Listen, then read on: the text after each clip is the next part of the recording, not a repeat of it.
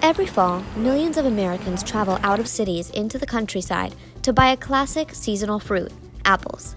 From Golden Delicious to Fuji to Granny Smith, these delicacies, which rake in around $4 billion a year in the U.S., are not only providing families with the ingredients needed for pies and desserts, but are helping many farms stay afloat. But how is the newfound love for pick-your-own fruits and veggies changing the way local farms run their businesses? According to the U.S. Apple Association, 67% of the U.S. apple crop is grown for fresh consumption, while 33% is used for processing such as apple juices, applesauce, and fresh slices. A lot of farms like Hacklebarney Cider Mill in Chester, New Jersey, are turning away from their traditional specialties like apple cider and donuts, all made from their own homegrown apples, to provide more activities for the family. Before, most of our apples were grown for cider. And what I've found is, there's more of a market also for pick your own. That's what people want. They come and ask for that. Yeah. So I'm going to start transitioning over and cutting some of the older trees down to the newer varieties. You tell people that I have delicious apples or double red delicious apples, and they go, great, where are the Honeycrisp? They want to know where the newer varieties are.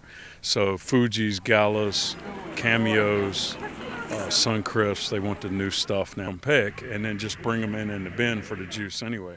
All you're going to do with it is make juice with it. They don't have to see them. They like seeing the bins, but, they kind of go, okay, great, where do we pick? That's the first thing they want to do. Another issue facing the agriculture industry is the way the food shopping scene is changing. In order to sustain their other products, which are sold directly to supermarkets, bigger farms like Donaldson Farms in Hackettstown, New Jersey, are relying on agritourism. They're not only allowing visitors to trek through fields to find their perfect pumpkin or favorite apple variety, but also offer tractor rides, corn mazes, and games. It's probably the most popular. Anyone says in a farm, what do they think? When are we going to the farm? It's always apple picking, pumpkin picking. But we've added to that. We had a corn cannon, the corn maze. Corn maze is 9 acres of opportunity to help the community in turn. There's so many people who come here, like I said, year after year, or new families that are in. It's kind of a community gathering place. And these activities help us keep our door open. Farming in general is always a gamble.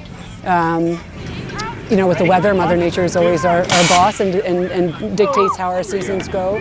But when we have good, nice, strong weather and everyone can come in, that added income from food that we cook, from the candy apples that we sell to the hay rides, So putting everything together just keeps us here.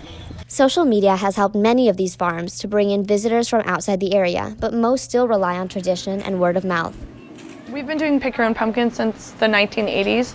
So we have multi-generations who are coming, people who are bringing their kids who are my age, about 30, who are bringing their little ones who say they came as a baby.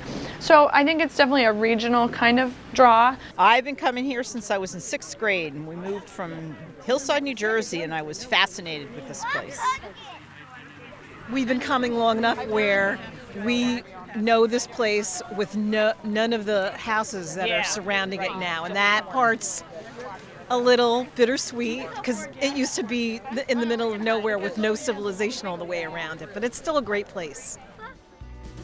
For people trying out a new pie recipe or just looking for a fun family getaway, apple and pumpkin picking is becoming a staple for the autumn season.